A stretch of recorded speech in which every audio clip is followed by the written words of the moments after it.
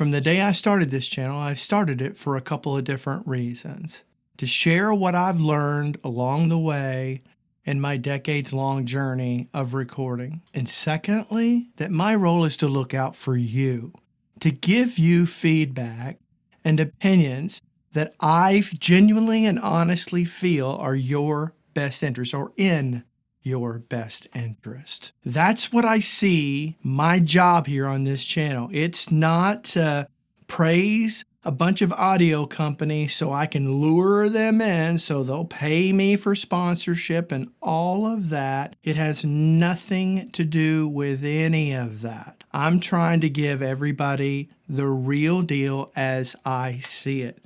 Now keep in mind, we're all adults here. We all have our opinions. You don't need me, or you should not need me or anybody else on YouTube to tell you what to do or what not to do. However, I do think it's important to gain perspective. All of us should gain perspective, even if it's counterintuitive to our very natural thoughts. So in the end, we can make well-informed decisions for ourselves. That's what this is about. There are going to be some saying I'm just keep going after universal audio, and I don't. I've got more videos on my channel praising universal audio than I do in negative feedback. But there's been a couple of big dogs out there for quite a long time that are slowly and surely losing their grip on their monopoly or quasi-monopoly. And that, of course, is Avid and Universal Audio.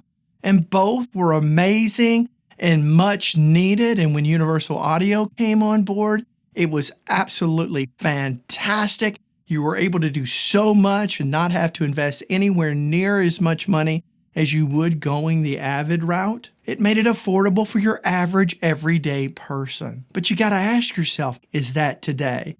And my concern, and I have to say all this to lead up to my opinion because this is part of the perspective and how I come to my perspective. Over the last 4 years or so, I've watched Universal Audio start to make some decisions that I think are certainly not in your or my best interest, and only the best interest of them. Now, there have been some huge wins. Their native plugins, in my opinion, has been a massive win. When they released the new series of Apollos, I was fully expecting a whole rewrite of the DSP architecture so you could get so much more powerful processing than you can with those archaic Shark processors. And that didn't happen. And that's coming on the disappointment of a lot of people. They did improve the conversion and some other things, but not the thing that is most important to Universal Audio users as far as interfaces are concerned. They came to you for the DSP. That was more important. That's how you were able to get away with having subpar conversion on your very first unit, at least on the digital to analog side, because it was so compelling to get into your plugins that somebody could buy a separate DAC converter and bypass the Apollo altogether. So today we're going to talk about their recent release and pricing strategy on their new plugins. And the plugins that I'm talking about are the guitar amp plugins. They're basically the same model that's in their guitar pedals for, I believe, 3 different amps. Now, they have more than 3 amps on the pedals, but that said, you now can get the plug-in version of those, which I think is fantastic. I think it's absolutely awesome that you can now have that ability, and this is not about that. I will tell you firsthand, I have not played through all 3 of those pedals, but I have played through 2 of them and have spent a lot of time with one of them, and they are absolutely fantastic. The sound of these things is absolutely fantastic. I wouldn't expect anything less from a company like Universal Audio with their ability to write incredibly great code as it relates to audio. Let me just break this down to some hard, cold reality for you. The guitar pedal, as of the date of this video, is $3.99. The plugin for the exact same pedal is $2.99. Yes, they've got it on sale right now, and I'll talk about that in a second, but it's still $2.99. It's an introductory price that they've got going on right now.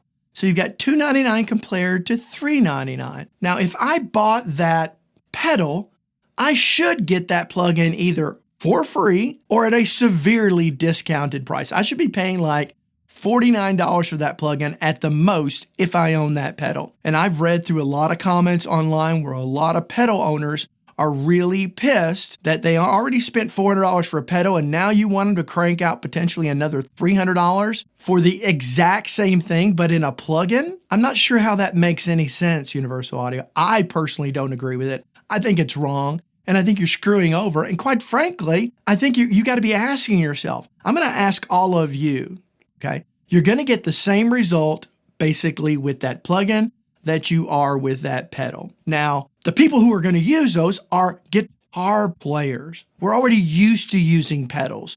We're already used to all of that. So if I'm going to spend the money, I'm going to spend the $400 on the pedal, and I'll just reamp that thing all day long if I need to. I can always just record that through some other amp simulator, get the general feel and tone of the song, and then reamp it later through the pedal if I chose to. So why in the world would I spend the money on the plugin when I have the pedal? Why would I buy the plugin when I can have both for $100 more? So that's one way of looking at this whole thing. Another way of looking at this is Universal Audio, you're not the king on the hill anymore. You haven't been for a while. You're certainly up there. You're premium for sure, but you're not the king of the hill. Your competition has come up around you. And I own a Kemper, I own a Tone X, I own the Line 6 version of the plug-in version of the Helix. And I've certainly spent a lot of time with the Axe Effects, although I did send it back. I didn't particularly like it. That's neither here nor there, but all of them do an equally good job at emulating those amps as does these pedals or the plugin. They do as good of a job as you, Universal Audio. And they're not $300, those individual amp plugins. Look at what Neuro's doing. They're doing great work with plugins. They're focusing on the metal side of things. But that said, they're awesome at it. They're incredible at it. And you're not the dominating force that you used to be. You have competition. You have serious competition. So again, $300 on the freaking plugin or go out and buy myself a Tone X pedal. Which one should I do? Even at double the cost, let's say you wanted to get that new Kemper that just came out, okay? That I think is like $900. I would save up $900 before I spent $300 on a one-trick pony. Why in the world would anybody do that at that price? You'd have to be crazy in my opinion. Now, if you want to go flush your money down the drain, go flush it down the drain. I really don't care. That's up to you. If you're this far in the video, you're curious as to what my opinion is. And that's my opinion. Universal Audio, slash this plugin down immediately to $99. That's what it's worth. It's not worth a penny more. Sell it at $99, period. That's all it's worth. If you own the pedal, then freaking give them a serious discount even below that or for free. Make it a compelling reason to buy your products, not one that someone needs to save up for when you've got nothing truly special. You have something that's very, very good, but you're not alone. You've got a lot of freaking competition. And that's why this makes no sense. Who is sitting in these boardrooms trying to develop this strategy? I think you need to fire the lot and start all over again because you've got excellent people at your mid-level management and below that are doing incredible jobs for you.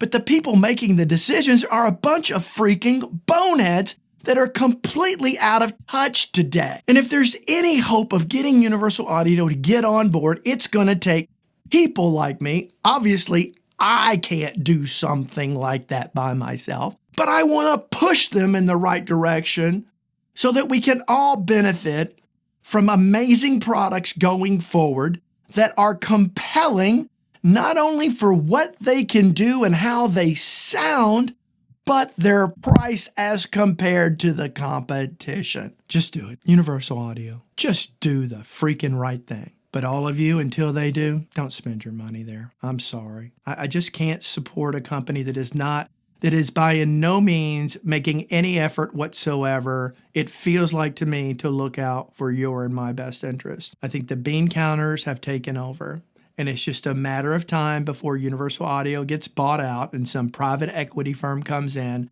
and completely destroys it. And we'll be buying Universal Audio plugins for $9.99, and their interfaces will be nothing but sub $300 interfaces. God knows they've done that to enough of other companies, all right? So anyway, that's my thoughts. You came here for them, and now you got them. Until next time, I hope all of you have a great day. You too, Universal Audio. Bye-bye.